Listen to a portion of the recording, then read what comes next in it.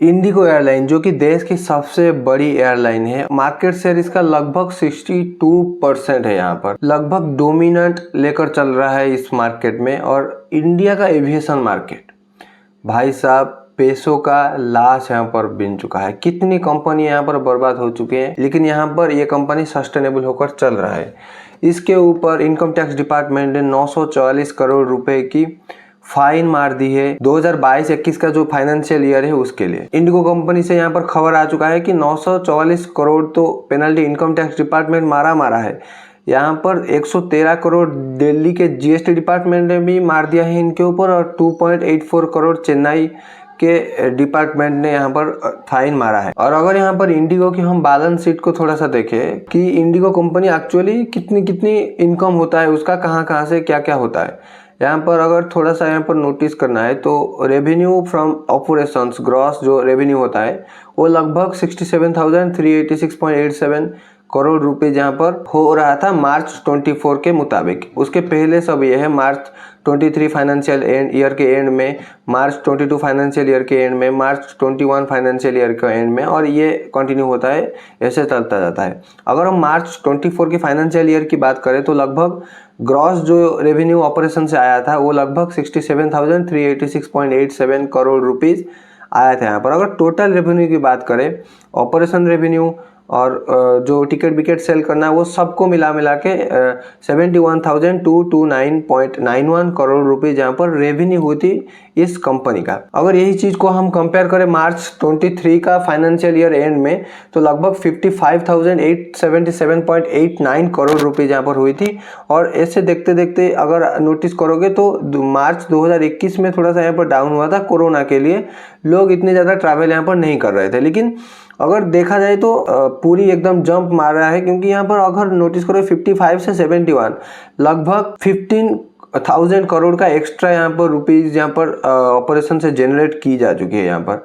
अगर यहाँ पर एक्सपेंसेस की बात करें तो अगर हम ये सब चीज़ को पढ़ सकते हो वीडियो को पॉज करके, अगर यहाँ पर देखें तो टोटल एक्सपेंसेस लगभग 63,186.67 करोड़ रुपीज़ यहाँ पर हर चीज़ को मिला के, फाइनेंशियल कॉस्ट हो, एम्प्लॉय बेनिफिट एक्सपेंसेस हो, अदर एक्सपेंसेस हो, या जो चार्जिंग पार्किंग होती है उसके लिए एक्सपेंसेस हो, या कुछ भी, मतलब जो कि एक्सपेंसेस एयरलाइन के लिए होती है यहाँ पर, तो सबको मिला के 63,186.67 करोड़ रुपीज यहाँ पर टोटल एक्सपेंसेस हुआ है। अगर हम इस चीज को फाइनेंशियल ईयर 2023 के एंड में देखें तो लगभग 56,194 करोड़ रुपीज यहाँ पर जनरेट हुआ था, यहाँ पर एक्सपेंसेस हुआ था। और ये कंटिन्यू होती है 23, 24, 22, ऐसे देख सकते हो, पिछले साल का भी नोटिस कर सकते हो यहाँ पर।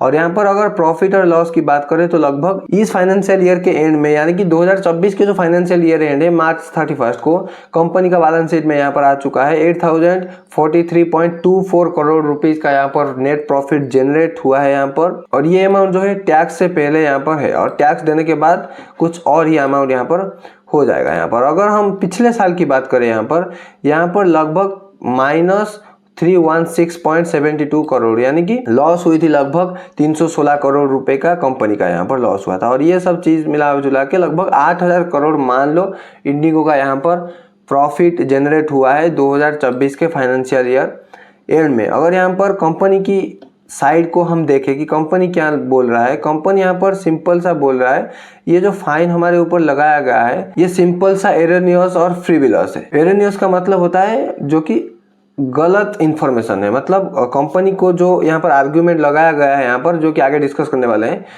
ये एकदम गलत है यहाँ पर। और फ्रिविलस का मतलब यहाँ पर है कि जो कि एकदम मतलब अटेंशन पाने की योग्य नहीं है। यहाँ पर जो चीज़ अटेंशन पाने की योग्य नहीं है, फ्रिविलस का मतलब वही होता है यहाँ पर।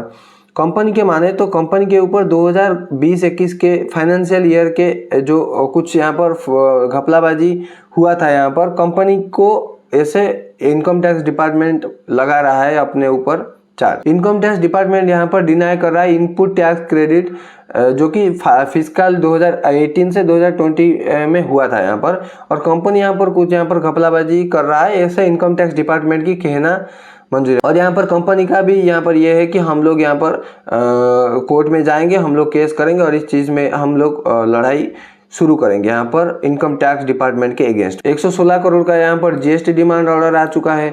113 करोड़ यहाँ पर दिल्ली एडिशनल कमिश्नर यहाँ पर पेनल्टी यहाँ पर ठोक चुकी है कंपनी के ऊपर। क्यों? रिफ्यूजल कर दिए इनपुट टैक्स क्रेडिट को फाइनेंशियल ईयर कब 2017-18 के टाइम पर, और ये चीज़ अभी अभी इनकम टैक्स डिपार्टमेंट के मुताबिक नोटिस हुई है यहाँ पर।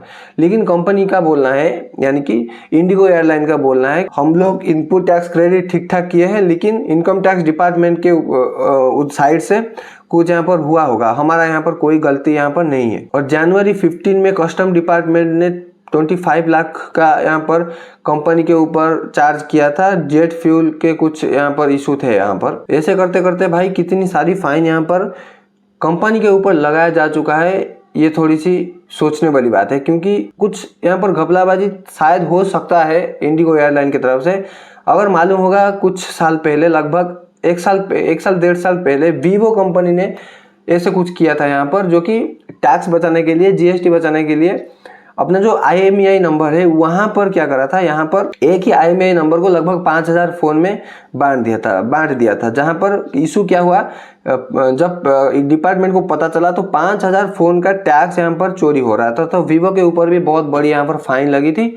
तो ऐसे ही अगर असल में गलती यहाँ पर कंपनी करी होगी तो यहाँ पर कंपनी के ऊपर फाइन लगेगा और यहाँ पर कोई बचाना नहीं आएगा यहाँ पर कंपनी को। और एक खबर यहाँ पर सामने आ रहा है वोडाफोन आइडिया की कंपनी की तरफ से, जहाँ पर गवर्नमेंट जो 36,950 करोड़ रुपीस वोडाफोन के ऊपर जो लोन था उसको कन्वर्ट कर दिया है इक्विटी में, उसको कन्वर्ट कर दी है शेयर में।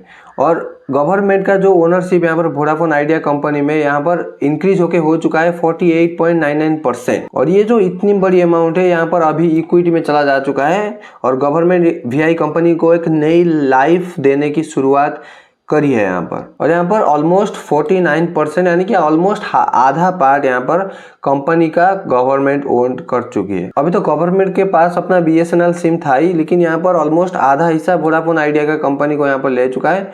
और देखो, जियो और एयरटेल मिलकर वोडाफोन आइडिया को एकदम कुचल चुके हैं। और मैं भी वोडाफोन आइडिया बर्बाद हो सकता है, बैंकरप्ट हो सकता है, लेकिन देखा जाए क्या होगा। गवर्नमेंट अपना हाथ बढ़ाया है यहाँ पर, ऑलमोस्ट आधा हिस्सा कंपनी का लेकर जो अपना 36,950 करोड़ रुपीस यहाँ पर गवर्नमेंट माफ़ कर दिए। वोडाफोन आइडिया को एक नई लाइफ यहाँ पर दी जा चुकी है। और जो वोडाफोन आइडिया है वो लगभग 3,695 करोड़ इक्विटी शेयर्स डाइल्यूट करी है अपनी मार्केट में, 10 रुपये का इशू प्राइस लेकर। 10 रुपये 30 डेज में ये चीज़ हो जाएगी अपन गवर्नमेंट के साथ। और ये सेबी के द्वारा ही ये सब चीज़ होता है भाई, सेबी से security and exchange board of India. और ये जो अराउंड 10 रुपीज़ है यहाँ पर कन्वर्जन होगा लगभग 47% प्रीमियम के साथ, ऑलमोस्ट 6.81 रुपीज़ यहाँ पर एक्स्ट्रा जुड़ जाएगी। और देखा जाएगा क्या होगा। गवर्नमेंट यहाँ पर तो हाथ बढ़ा चुकी है यहाँ पर कंपनी को, तो देखते हैं क्या होगा। और अगर बात करें हम पहले की, तो लगभग गवर्नमेंट के पास 22.60% का शेयर यहाँ पर था। और अभी अगर कंपनी को देखें तो लगभग 48.9 है, ऑलमोस्ट 49% शेयर वो गवर्नमेंट को दे चुकी है। और गवर्नमेंट के पास ऑलमोस्ट आधा हिस्सा ही है। गवर्नमेंट यहाँ पर 16,133 करोड़ रुपीस 2023 के अंदर कंपनी में इन्वेस्ट कर चुका है। और यहाँ पर 16,133 करोड़ रुपीस अभी करेंटली 10,970 करोड़ रुपए में कन्वर्ट हो चुका है। और 32% का लॉस ऑलरेडी लग चुका है गवर्नमेंट को। लेकिन अभी गवर्नमेंट और 36,000 ऑलमोस्ट 37,000 करोड़ रुपीस को इन्वेस्ट करने वाला है। देखते हैं ये मेजर डेवलपमेंट आगे क्या होता है। ये पैसा भी डूबता है या ये पैसा थोड़ा सा कुछ होता है यहाँ पर। गवर्नमेंट कुछ करी होगी तो सोच समझ कर करी होगी, लेकिन देखते हैं क्या होता है। पैसा का मामला है भाई, हमारे को कोई भरोसा नहीं है किसी के ऊपर। तो फिलहाल मिलते हैं एक और न्यू वीडियो के साथ। जय हिंद।